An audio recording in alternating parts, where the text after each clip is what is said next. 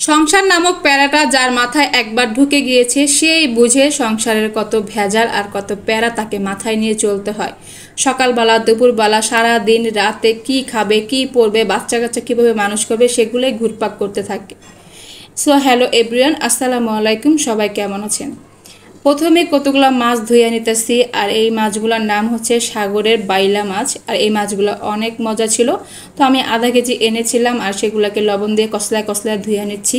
এই মাছগুলো দেখাচ্ছে যে নরম নরম, কিন্তু রান্না করলে একেবারে শক্ত হয়ে যায়। এই মাছগুলো আজকে আমি মাটির হাঁড়িতে রান্না করব। তো প্রথমে পেঁয়াজ আর একটা টমেটো দিয়ে ভালোভাবে ভেজে নিয়েছি, তারপর সামান্য পরিমাণ আদা রসুন দিয়েছি, তার সাথে সব গুঁড়া মশলা পরিমাণ মতন দিয়ে ভালোভাবে কষিয়ে নিয়েছি। আর মাছটাও কিন্তু ভালোভাবে কষিয়ে নিয়ে ঝোল দিয়ে দিয়েছিলাম।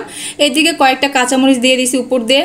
তার ফাঁকে ফাঁকে কিন্তু আমি ঘর দর পরিষ্কার করে নিচ্ছি, বিছানাটা একটু ঝেড়ে নিলাম। আজকে প্রচুর পরিমাণ গরম আর ঘরে রোদের তাপ আসতেছে, মানে বিছানায় শোয়া যাচ্ছে না, এত পরিমাণ গরম। পর্দাটা টেনে দিয়ে বিছানাটা ঝেড়ে দিলাম, জানি রোদটা না আসে আর ঘরটা গরম না হয়। এইদিকে কিন্তু আমি একটু বেগুন ভেজে নিয়েছি, মানে ভর্তা করব। হঠাৎ করে ভর্তা খেতে মন চাচ্ছে, তো ভাবলাম যে আজকে একটু অন্যরকমভাবে ভর্তা করে নিই। তো বেগুনগুলো কেটে সামান্য পরিমাণ লবণ আর হলুদ দিয়ে হালকা পরিমাণ তেল দিয়ে ভেজে নিয়েছি, আর সেটা উঠাই ফেলছি। আর এখন হচ্ছে মিষ্টি কুমড়া আর টমেটো ভর্তা করব। বেগুন ভাজিটা হয়ে গিয়েছে, তো আমি এখন মিষ্টি কুমড়া আর টমেটো দিয়ে দিলাম, তার সাথে সামান্য পরিমাণ কয়েক টুকরো রসুন দিয়ে দিয়েছি, দিয়ে ভালোভাবে ঢেকে দিয়েছি।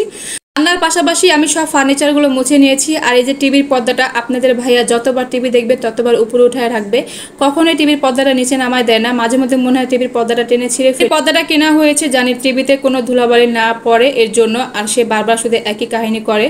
যাই হোক, একটা পার্সেল আসছিল, সেটা রিসিভ করে ফেলেছি। এই ফাঁকা কিন্তু তরকারিটা হয়ে গিয়েছে। তোমরা আর টমেটো কিন্তু ভাজা হয়ে গিয়েছে, মানে সেদ্ধ হয়ে গেছে। এখন ভর্তার জন্য রেডি করে নিয়েছি। এই পিসনিতে আজকে ভর্তা বানাবো। তার আগে আপনাদের সাথে শেয়ার করি আজকে কি পার্সেল আসছে। আমার ঘরে ডাইনিং টেবিলের জন্য আমি একটা রানার সেট অর্ডার করেছি। আর এই যে রানার সেটটা দেখেন কত সুন্দর একটা কালার, এই কালারটা আমার কাছে খুবই ভালো লাগছে। আর আমার ডাইনিং টেবিল যেহেতু 4 চেয়ারের, আমি 4 চেয়ারেরটাই নিয়েছি। এই যে দেখেন রানার সেটের এই বড়টা, তারপর হচ্ছে এই ছোট ছোট 4টা দিয়েছে। তো আমার কাছে মনে হয় এই প্রথম আমি অনলাইন থেকে কিছু কিনে যেতেছি। আর এটা কিন্তু পুরোটাই সুতি ছিল। আপু বলছে ধোয়ার পর একটু রং কষ উঠবে, তারপর কিছুই হবে না, ময়লা ভরলে আপনি ওয়াশ করে এটা ব্যবহার করতে পারবেন। যেহেতু ভর্তাগুলো আমি পিসনিতে করব, তো শুকনো মরিচ পেঁয়াজ আর রসুন টেলে নিয়েছি, আর এগুলোকে ভালোভাবে ডলে নিচ্ছি। এটা দিয়ে সুন্দর পাটা ছাড়াও কিন্তু ভর্তা বানানো যায়। এই যেগুলো মাথা শেষ, এখন আমি 3 ভাগ করে নিচ্ছি, যেহেতু 3টা ভর্তা বানাবো। তো প্রথমে হচ্ছে বেগুন ভর্তা বানিয়ে নিচ্ছি। এভাবে করে অনেকগুলো ভর্তা বানানো যায়। আর আমি ফার্স্টে কিন্তু এই ভর্তা বানাচ্ছি এভাবে করে, এর আগে কখনোই ভর্তা এইভাবে ভেজে বানাই নাই। বিশ্বাস করবেন না, এই ভর্তাগুলো এত মজা হয়েছে। মানে এই যে ভেজে যে ভর্তাগুলো বানাই, আমরা তো অনেক সময় সেদ্ধ করে বানাই, পরে বানাই, এভাবে ভেজে বানালে কিন্তু অনেক মজা লাগে। এই ফাঁকে বেগুন ভর্তাগুলো হয়ে গিয়েছে, আমি এখন মিষ্টি কুমড়া ভর্তাগুলো বানিয়ে নিচ্ছি। এই যে দেখেন কত সুন্দর, একেবারে মানে মিহিস হয়ে গিয়েছে। আর এখন টমেটো ভর্তাটা বানিয়ে নিব।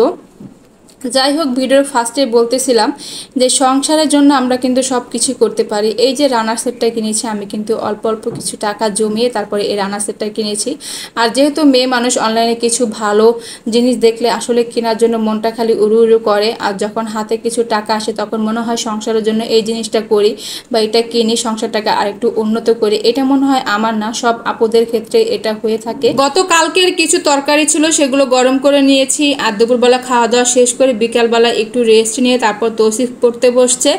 আর বলতেছে আম্মু আমাকে একটা কমলা ছিলে দাও, আমি কমলা খাবো।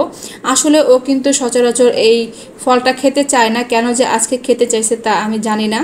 যাই হোক, আমি কমলাটা সুন্দর করে ছিলে নিয়ে গিয়েছি। ও এখানে হাতের লেখা লিখতেছে। আর খাটের অবস্থা দেখেন, পুরাটাই একেবারে মানে ছেঁড়ায় ছিটা নিচ্ছে। ও পড়তে বসলে এরকমই হয়, যেহেতু আমার পড়ার টেবিল নাই ঘরে, তো খাটে বসে এভাবে পড়ে। যাদের কাছে আমার এই ভিডিওটা ভালো লাগবে অবশ্যই লাইক কমেন্ট শেয়ার দিয়ে আমার পাশে থাকবেন। দেখা হবে নেক্সট ভিডিওতে। সবাই সুস্থ থাকবেন, ভালো থাকবেন, আল্লাহ হাফেজ।